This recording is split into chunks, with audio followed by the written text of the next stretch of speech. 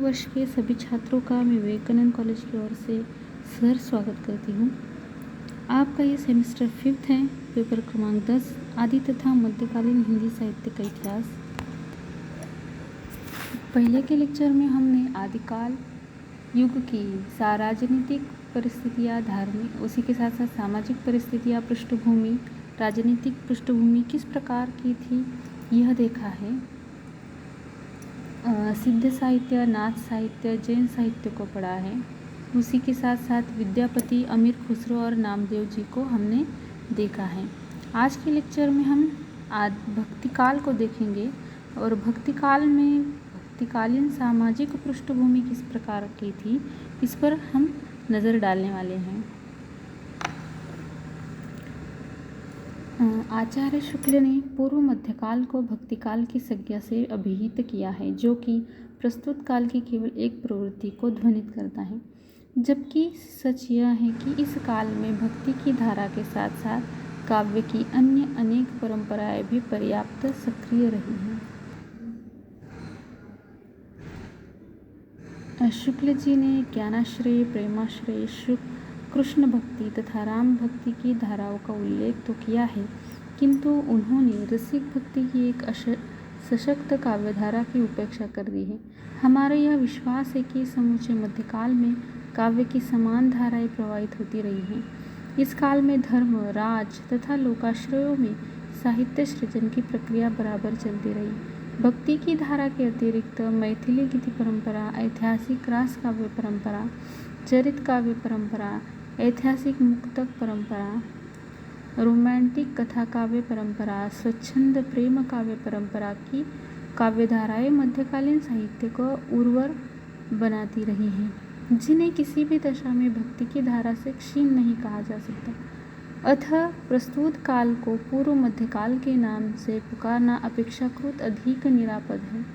आधुनिक अनुसंधानों के द्वारा पर्याप्त नवीन सामग्री के सामने आ जाने पर पूर्व मध्यकाल को भक्तिकाल की संज्ञा से अभिहित करना उसकी एकांगिता का सूचक माना गया है।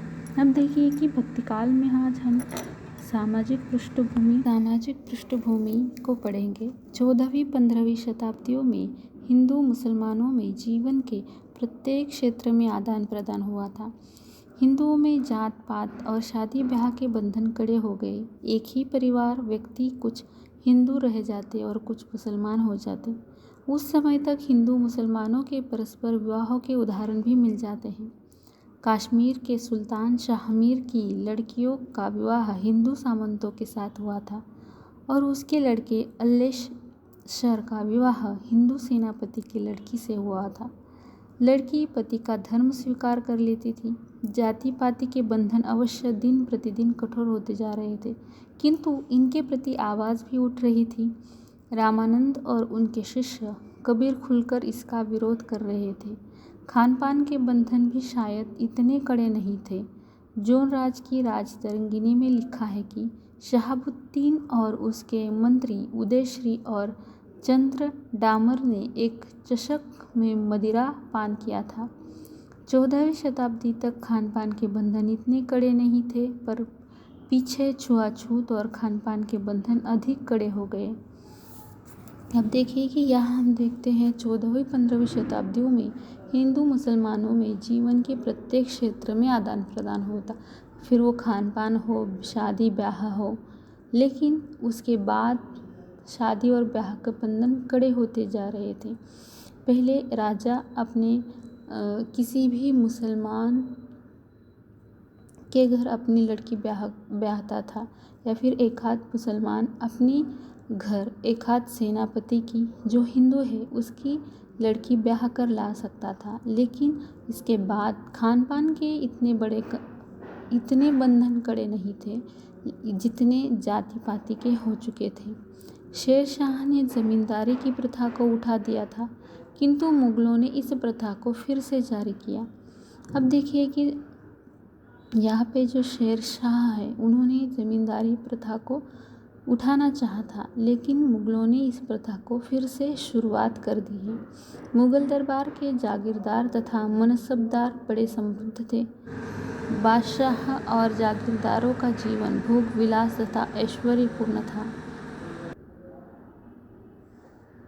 बादशाह को प्रजा के सुख दुख का ध्यान भी था। गुजरात, खानदेश और दक्षिण में अकाल पड़ा तो 1630 और 1600 में अकाल पड़ा तो शाहजहां ने उन प्रांतों के लगान में छूट दे दी थी और अनाज मुफ्त बंटवाया। बहुत से हिंदू विविध कारणों से स्वेच्छा से मुसलमान बन गए थे। सभी मुसलमान बादशाह और सामंत इस्लाम तो तलवार के बल पर फैलाने के पक्ष में नहीं थे।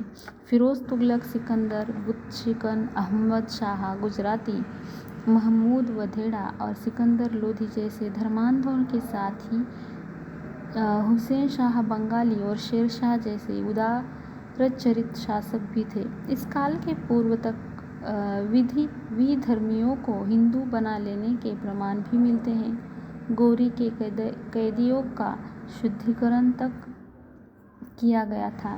चीन की ओर से अहोम लोग आकर आसाम में आ बसे थे और उनका वर्गीकरण कर लिया गया था। कहीं कहीं हिंदू मुसलमान कन्याओं को ब्याह लेते परंतु अपना धर्म बनाए रखते थे।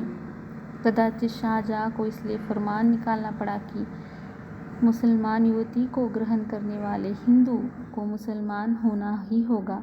कदाचित इसी कारण मुसलमान युवती